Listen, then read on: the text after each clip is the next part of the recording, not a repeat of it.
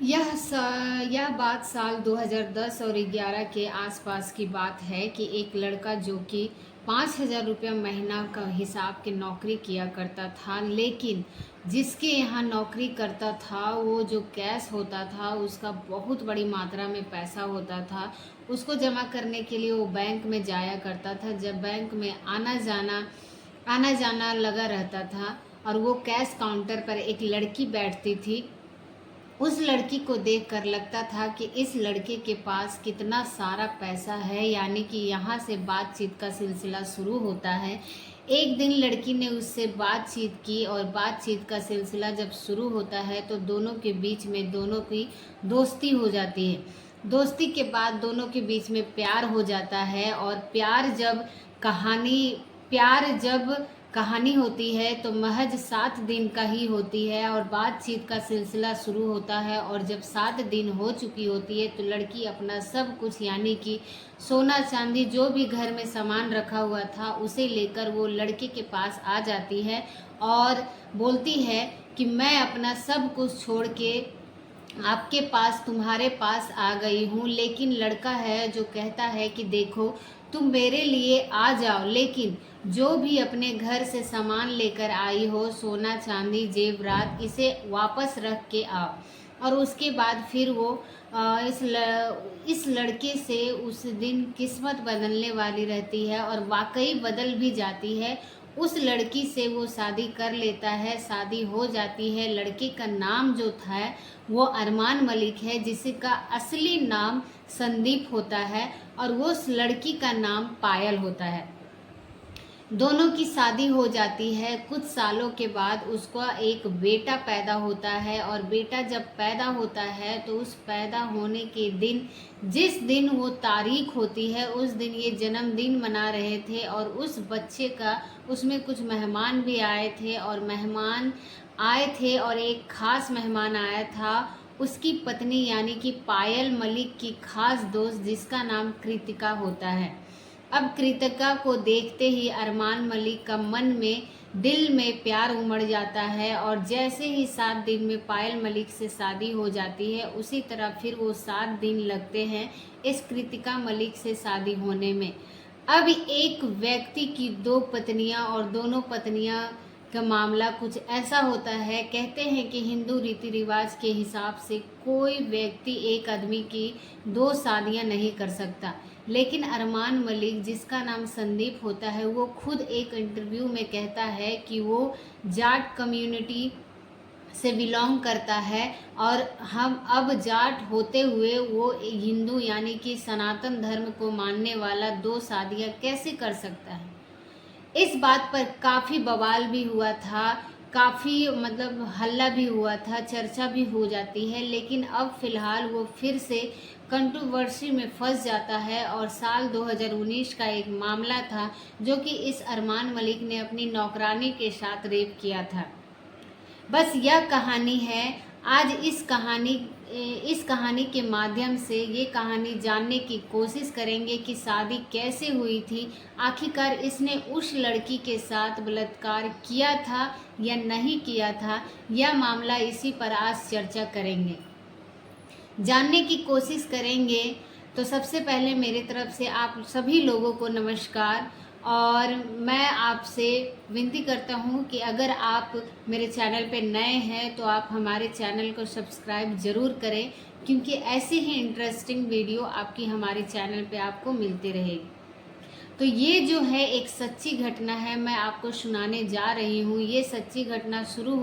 दरअसल यह कहानी शुरू होती है एक 11 साल की लड़की, जो कि 11 साल की एक लड़की ने पुलिस को एक तहरीर देती है। 7 जून 2019 को दिल्ली का एक थाना लगता है निहाल बिहार में तहरीर दी जाती है। उन्हें बताया जाता है कि 3 भाई उसके अलग रहने लगते हैं और वो अपनी माँ और छोटे भाई के साथ रहती है। घर की स्थिति बहुत ज़्यादा अच्छी नहीं थी, इसीलिए उसे काम की ज़रूरत थी। आप चाहे तो झाड़ू पोछा और बर्तन या खाना बनाना हो तो इस तरह का जो काम होता है, अगर उसे काम मिलेगा तो वो काम करेंगे, यानी कि उसे पैसे कमाना चाहते थे,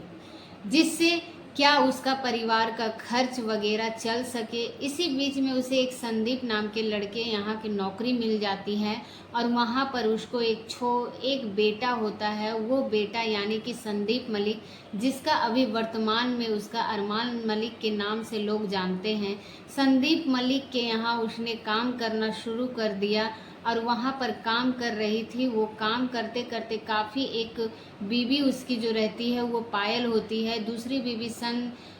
2018 में जब उसके बेटे का जन्मदिन था तो उसमें एक लड़की है जो दोस्ती हो जाती है। दोस्ती जो होती है वो पायल की खास दोस्त होती है और अब पायल की खास दोस्त के साथ वो शादी कर लेता है और 7 दिन में जैसे ही उसने अपनी पहली पत्नी के साथ शादी की,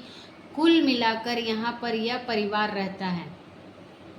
एक व्यक्ति है जिसकी 2 पत्नी है और एक बेटा है जिसका नाम चीकू है और उस चीकू की देखभाल के लिए घर की साफ सफाई के लिए 11 साल की नौकरानी रहती है। एक वक्त ऐसा आता है कि दिसंबर 2018 को ये वाक्य था, परिवार था, ज़्यादातर लोग अहमदाबाद गए हुए थे और जब वो अहमदाबाद गए हुए थे तो यहाँ पर अरमान मलिक और उसके घर में रह जाते हैं और ये मीडिया रिपोर्ट कहती है कि जब अरमान मलिक अपने घर पर रह जाते हैं और साथ ही उसका एक सोशल मीडिया पर एफआईआर की कॉपी वायरल हो रही थी तो उस एफआईआर में भी इस बीच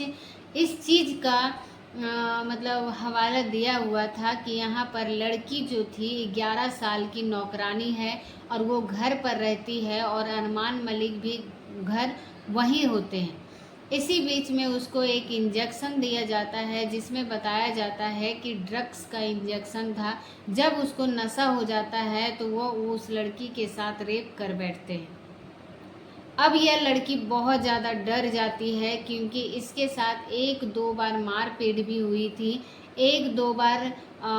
मतलब नेवल की ज़्यादा भी हुई थी। जिस तरह की बातें सोशल मीडिया पर वायरल हो रही है, अब इस लड़की का जब रेप होता है तो वो डर की वजह से अपने परिवार, अपनी माँ को, अपने भाई को कह नहीं पाती है और जब वो कह नहीं पाती है तो वहाँ सामने वाले के अंदर हिम्मत बढ़ जाती है और वक्त आगे बढ़ता जाता है। जब वक्त आगे बढ़ता जाता है तब बात कहते हैं कि पानी जब सर से ऊपर निकल जाता है तो क्योंकि उसके साथ फिर ऐसा बताया जाता है कि बार बार उसके साथ फिर रेप होने लगता है और जब वो लड़की 7 जून 2019 को दिल्ली के निहाल विहार थाने में पहुंचती है तो वहां पर एफआईआर दर्ज कराती है और एफआईआर दर्ज कराने के बाद मामला पुलिस तक पहुंच जाता है और पुलिस इस मामला में जो भी कार्रवाई होती है धारा 161 के बयान हो जाता है और धारा 164 के बयान हो जब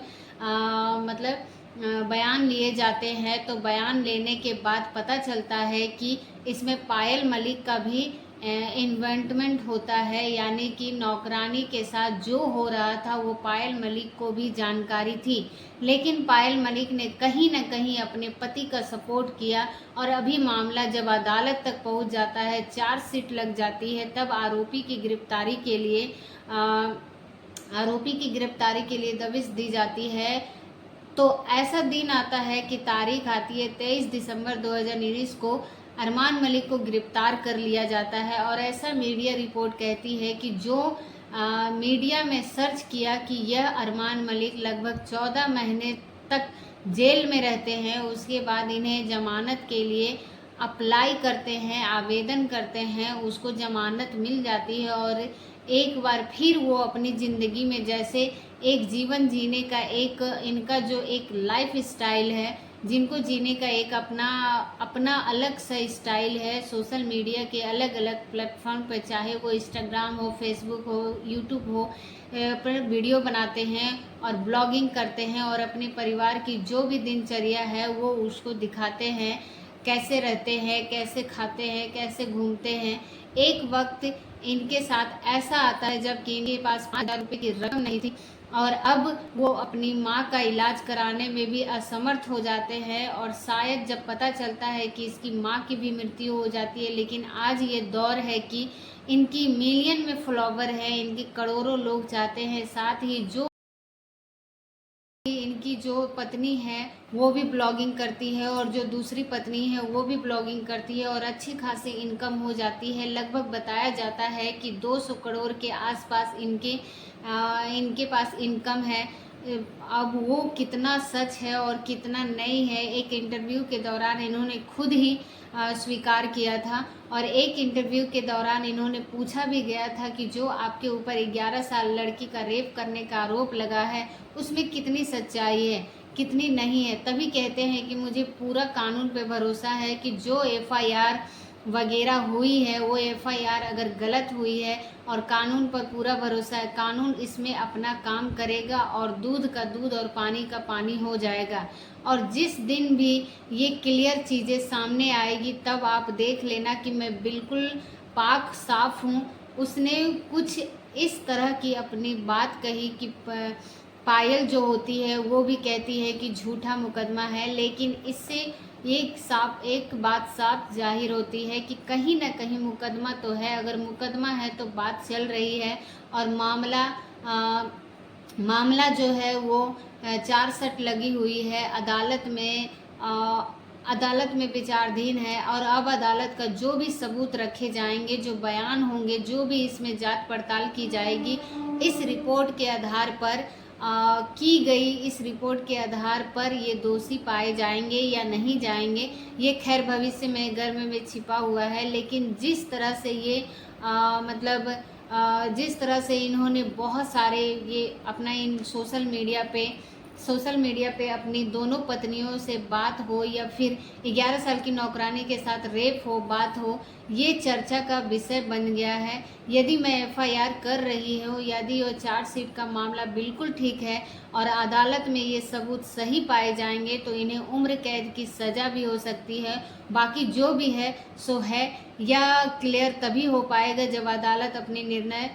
देगी। दोस्तों, इस पूरे घटनाक्रम को सुनने का उद्देश्य किसी को परेशान करना नहीं है, किसी का दिल दुखाना नहीं है, क्यों, बल्कि आपको जागरूक करना है, आपको संकेत करना है। और जाते जाते आपसे मैं विदा लेती हूँ और उम्मीद करते हैं कि आप लोगों को ये वीडियो बहुत ही पसंद आई होगी और आपको ये जानकारी बहुत ही अच्छी लगी होगी। तो अगर आप हमारे चैनल पे हैं तो प्लीज़ लाइक कर दीजिएगा और नए हैं तो प्लीज़ चैनल को सब्सक्राइब ज़रूर करें, क्योंकि आपका एक सब्सक्राइब से हमें बहुत मोटिवेट मिलता है, हमें हौसला मिलता है और ऐसे ही इंटरेस्टिंग वीडियो हमारे चैनल पे आते रहेंगे। तो हमारी वीडियो को वॉच करने के लिए बहुत बहुत धन्यवाद।